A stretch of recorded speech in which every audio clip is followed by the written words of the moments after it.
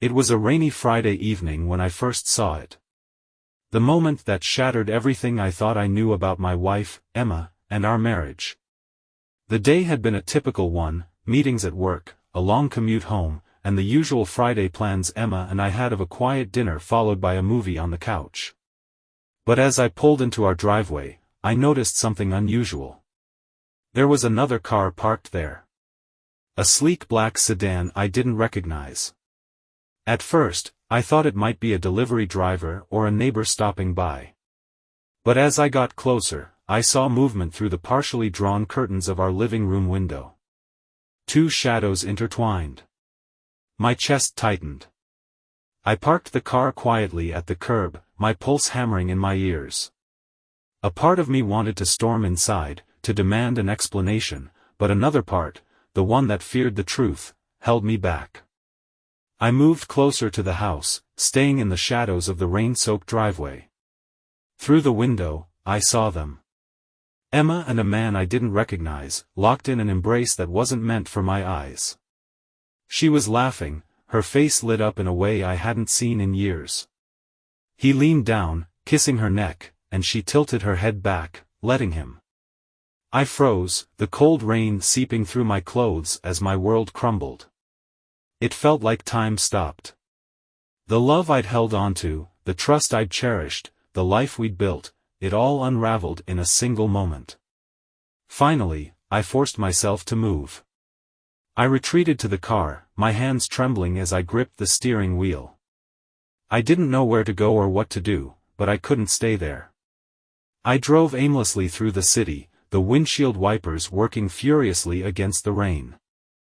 My thoughts were a chaotic storm of anger, disbelief, and heartbreak. How long had this been going on? Who was that man? And how had I been so blind? By the time I pulled into a gas station hours later, the rain had stopped. I sat there in the car, staring at the dimly lit pumps, trying to make sense of what I'd seen.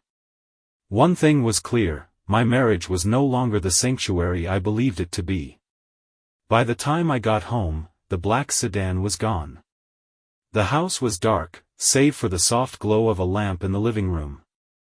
Emma was sitting on the couch, her legs curled under her as she scrolled through her phone.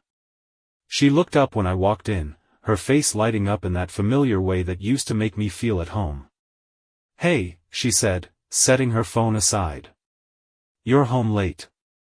Everything okay?" I stood there, dripping rain onto the floor, staring at her. How could she act so normal? So, untouched by what she'd done? Who was he? I asked, my voice sharp and cold. Her smile faltered. What? Who was who? "The man in our house tonight," I said, stepping closer. "The one you were kissing."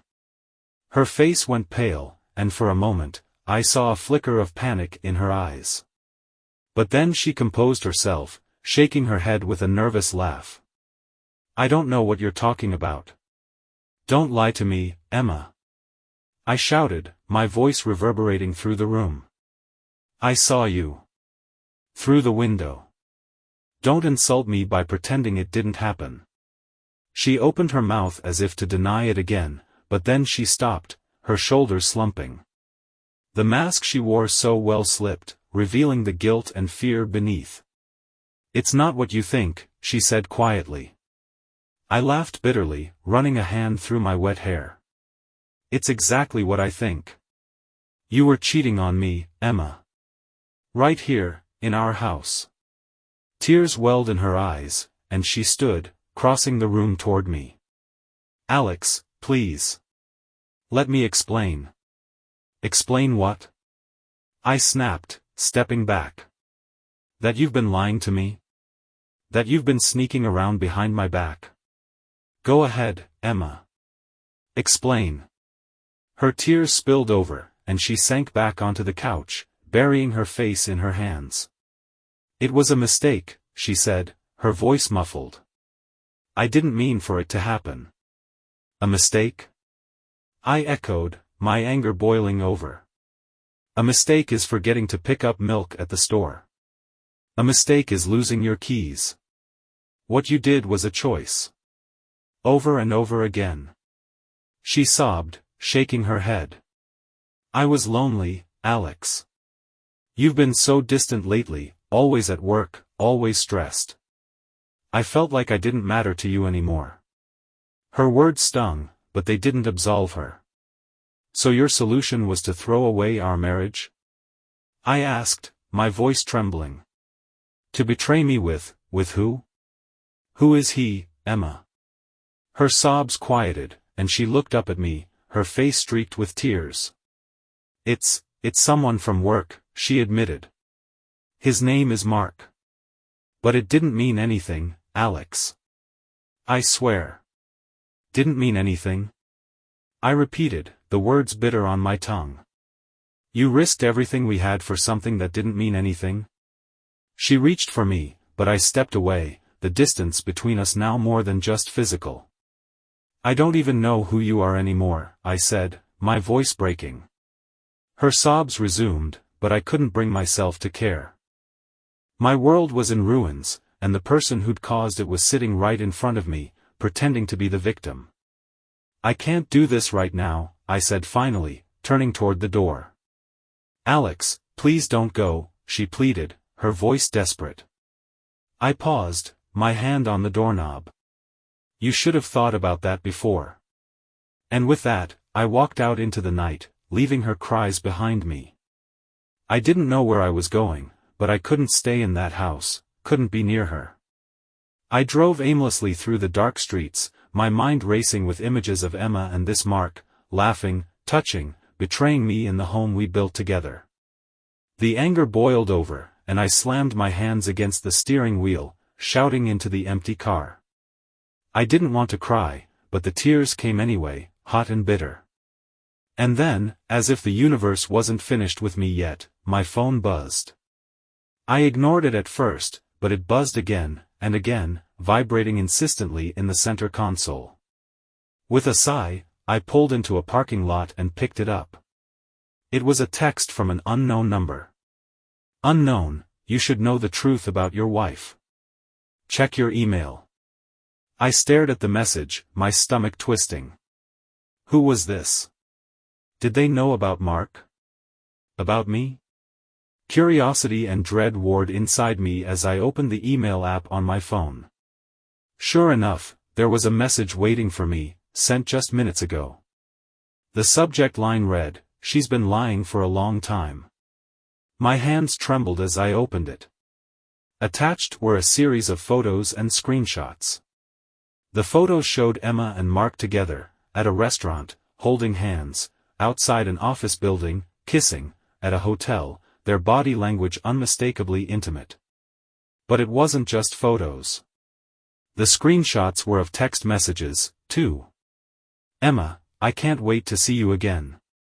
Alex is working late, so we'll have the house to ourselves. Mark, you're amazing. He doesn't appreciate you like I do. My vision blurred as I scrolled through the damning evidence. The dates on the messages stretched back months, long before I'd noticed any change in Emma. I felt sick.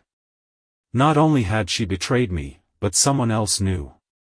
Someone had been watching, waiting for the right moment to expose her. The phone buzzed again. Unknown, I thought you deserved to know. Good luck. Whoever they were, they'd accomplished their mission. I felt like a knife had been driven deeper into the wound, twisting cruelly. Fueled by adrenaline and heartbreak, I drove back to the house, the photos and messages burned into my mind. When I arrived, I didn't even bother closing the door behind me as I stormed inside. Emma was still on the couch, her face streaked with tears. She jumped up when she saw me, relief flashing across her face. Alex. Thank God you're back. I was so worried. Stop, I barked, holding up a hand. I'm not here to talk. I'm here for answers. Her face fell, confusion clouding her eyes. I told you everything. No, you didn't. I snapped, throwing my phone onto the coffee table. Explain these. Emma stared at the screen, her hands trembling as she picked up the phone. The color drained from her face as she scrolled through the photos and messages. "Who sent you this?" she whispered, her voice barely audible. "Does it matter?" I shot back. "What matters is that they know. Someone knows what you've been doing, Emma. How long were you planning to lie to me?" She didn't answer, her hands clenching the phone like it might shield her from the weight of my anger. "Months," I said, my voice shaking. "Months of sneaking around, lying to my face, and pretending everything was fine. Were you ever going to tell me the truth?" Tears streamed down her cheeks, but I felt no sympathy. I don't know," she admitted. "I didn't want to hurt you." "Hurt me?" I laughed bitterly, the sound harsh and hollow. "You didn't want to hurt me? Do you have any idea what you've done?" She sank to her knees, sobbing uncontrollably. But I couldn't stop. The anger was too raw, too consuming. "Who sent me those photos, Emma? Who else knows about this?" "I don't know," she said through her tears. "I don't know who it could be." Her panic seemed genuine, but it didn't make me feel any better. Whoever had sent those photos had seen things I hadn't, and their involvement added another layer of betrayal to the nightmare I was living. "Get out," I said finally, my voice cold and hard. She looked up at me, her eyes wide with shock. "What?" "You heard me," I said. "Pack a bag and get out. I don't care where you go, but you're not staying here. Alex, please." "No!" I shouted, my voice thundering through the room. "This is your mess, Emma. You made your choices. Now you get to live with them." She stared at me for a long moment, as if hoping I'd change my mind. But when she realized I wouldn't, she nodded numbly and went upstairs. As I listened to her pack, my mind raced with questions. Who had sent me those photos? Why now? And what was I supposed to do next? When Emma finally left, the silence in the house was deafening. I sat on the couch, staring at the phone, wondering how my life had unraveled so completely in a single night. And in the back of my mind, a nagging thought refused to let go. Who was watching? The next morning, I woke up on the couch, the events of the previous night crashing down on me like a tidal wave. Emma was gone. The house was quiet, but my mind was anything but. I couldn't shake the feeling that whoever had sent those photos was still out there, watching, waiting. Their message had been clear, they wanted me to know the truth about Emma and Mark. But why? And then there was the timing. Why now? If they had this evidence for months, what had changed? I picked up my phone, scrolling through the message thread with the unknown number. The sender hadn't reached out again, and my reply, "Who are you?" had gone unanswered. I stared at the screen for a long time before an idea struck me. I opened the photos again, this time zooming in on the background. The restaurant in one image had a logo on the wall, partially obscured but still visible. It was a long shot, but I decided to search for it. A few clicks later, I found the name of the place, River's Edge Bistro. It was local, not far from where Emma worked. The bistro was a quaint, upscale spot with dim lighting and small, cozy tables. I felt out of place as I stepped inside, my damp sneakers squeaking on the polished wood floors. "Table for one?" the hostess asked, flashing a polite smile. "Actually," I said, lowering my voice, "I was wondering if I could ask you something. I'm looking for someone who might have been here recently." Her smile faltered.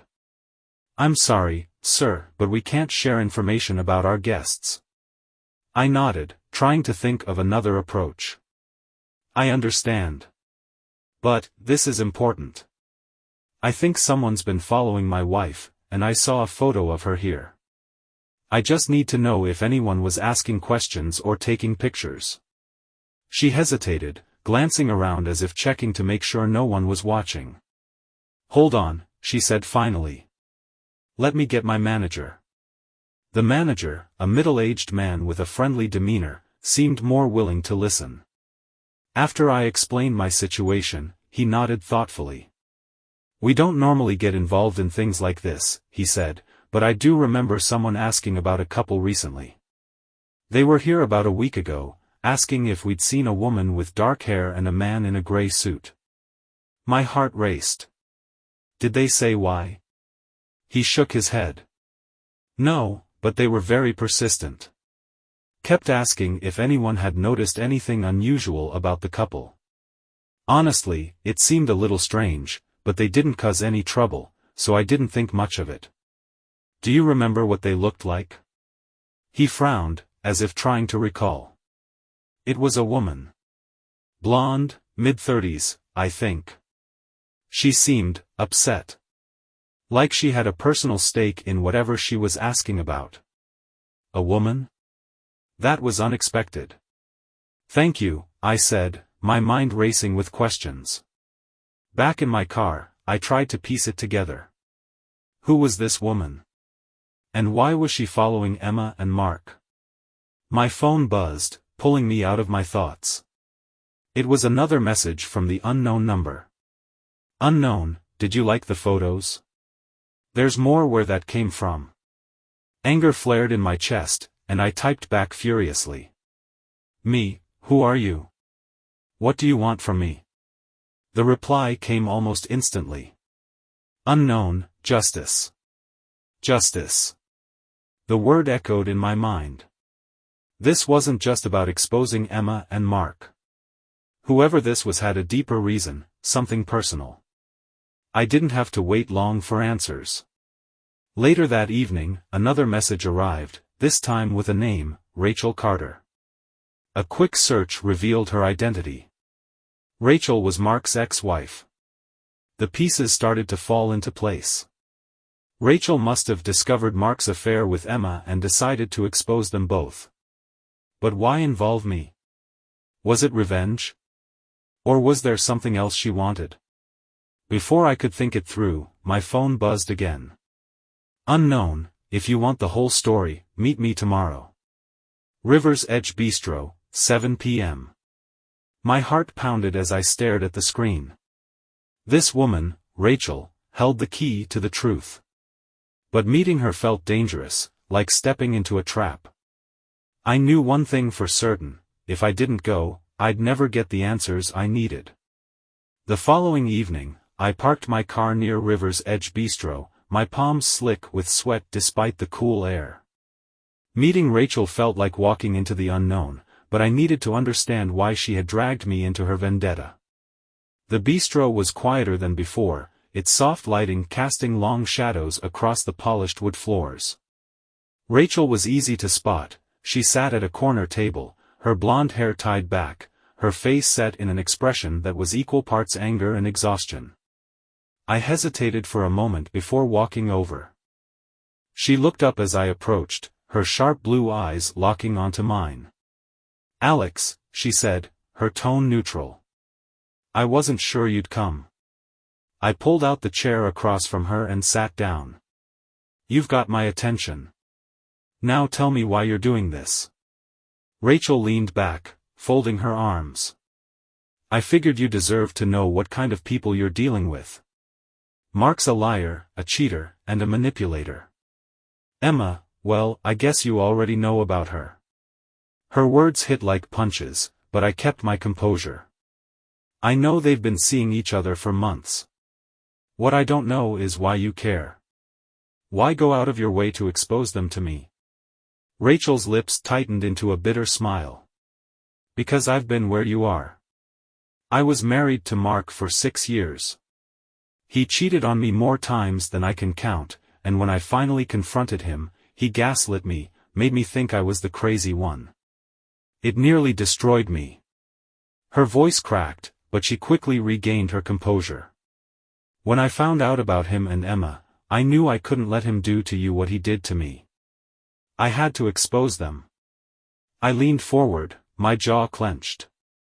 "And how did you find out about Emma?" Rachel shrugged. "Mark's predictable. He uses the same tricks, the same places. I started following him a few months ago, and that's when I saw them together. It wasn't hard to get the proof. He's not exactly careful. Her words painted a vivid picture of Mark as a man who thrived on deception, his recklessness leaving a trail of destruction in his wake. And the photos? I asked. The messages? How did you get those? Rachel gave a small, humorless laugh. Let's just say Mark's not great at keeping his phone secure. And once I saw what I needed, I knew I had to tell you. Her explanation made sense, but it didn't erase the unease twisting in my gut. What do you expect me to do with all this? I asked, my voice low. Rachel's gaze hardened. That's up to you. But if you're smart, you'll cut them both out of your life. People like Mark and Emma don't change. They'll destroy you if you let them. As I left the bistro, Rachel's words echoed in my mind. She had given me the truth, but now I was left with the question of what to do with it. Emma's betrayal had already shattered our marriage, but Rachel's revelations about Mark painted him as something worse, a predator who thrived on manipulation and destruction. I couldn't let them continue as if nothing had happened. Not after everything they'd done. The next morning, I made my decision. Using the photos and messages Rachel had sent me, I crafted a letter to Emma's workplace, specifically, to her supervisor. I kept it professional but direct, detailing her affair with Mark, who was also her co-worker. The evidence I attached left little room for doubt. I knew it was extreme, but Emma had chosen to bring her betrayal into every corner of our lives. Now she'd face the consequences. As for Mark, I forwarded the same evidence to his HR department and included Rachel in the email chain. By the end of the day, the storm had begun. Emma called me repeatedly, her voice frantic in the voicemails she left. Alex, what have you done? They're talking about firing me. Please, call me back. Mark tried to reach me too, his tone less pleading and more threatening. You think this is over? You're messing with the wrong guy, Alex. But I didn't respond to either of them. I didn't need to. The damage was done. In the weeks that followed, Emma lost her job, and Mark's reputation was ruined. Rachel told me he was under review for misconduct, and rumors were already swirling among his colleagues. As for me, I started to rebuild. The pain of betrayal didn't vanish overnight, but knowing I'd held them accountable gave me a sense of closure. Emma's last text to me was short and bitter. You've ruined my life. I hope you're happy. I didn't reply. This wasn't about happiness. It was about justice. And now, finally, I could begin to heal. The fallout of my actions rippled through everyone involved, reshaping our lives in ways none of us could have predicted. Though I found some satisfaction in holding Emma and Mark accountable, the consequences weren't limited to just them. Emma's life unraveled quickly after she lost her job. Her affair with Mark became the talk of her workplace, a scandal that couldn't be contained. Her once polished reputation was in shambles, and she struggled to find new employment in her field. She moved in with her sister, unable to afford the rent on her own. From what I heard through mutual acquaintances, she became a shadow of her former self, withdrawn, angry, and resentful. One day, I received an email from her. It wasn't an apology but a tirade, blaming me for ruining her life. You didn't have to destroy me, she wrote. You could have just left. I didn't respond. The irony was too much. She had destroyed us long before I ever fought back. Mark faced even steeper consequences. The HR department at his company investigated his conduct after receiving my email. With Rachel's testimony and the mountain of evidence I'd provided, it was clear that his behavior had been a pattern. He was terminated for violations of company policy and, like Emma, found himself blacklisted in his industry. Rachel later told me he had tried to reach out to her, begging for help, but she'd blocked him. The last I heard, Mark had moved to another city, trying to start fresh. His confidence and charm had carried him far before, but now, his reputation preceded him, and opportunities were scarce. Rachel, on the other hand, found a sense of closure she hadn't expected.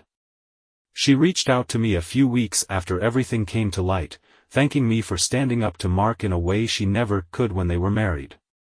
"I feel free for the first time in years," she admitted during one of our calls.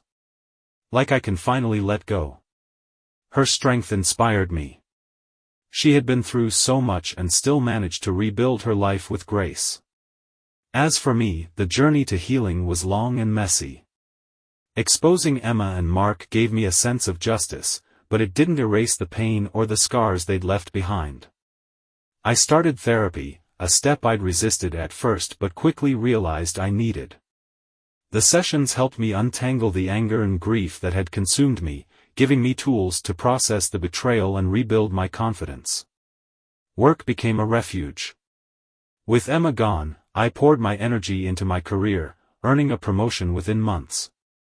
The sense of purpose and stability it provided was a lifeline during those early days of rebuilding. Socially, I reconnected with old friends I'd drifted from during my marriage. They reminded me of who I was before Emma, and slowly, I began to see glimpses of that person again. The fallout extended beyond the immediate circle. Friends and family who once admired Emma and Mark were shocked by their actions.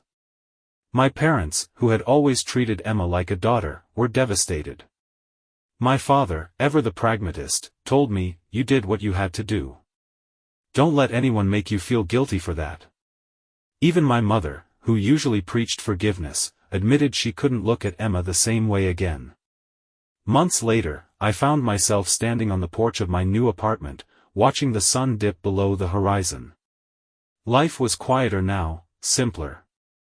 The wounds Emma and Mark had left weren't completely healed, but they were scarring over. I hadn't just survived their betrayal, I'd reclaimed my life from it. For the first time in a long time, I felt a sense of peace. They say betrayal changes you, and it's true. I wasn't the same person I was before Emma's affair, but maybe that wasn't a bad thing. I was stronger now, wiser. I knew my worth, and I wouldn't settle for less again. As I stood there, watching the light fade, I realized I wasn't looking back anymore. I was looking forward.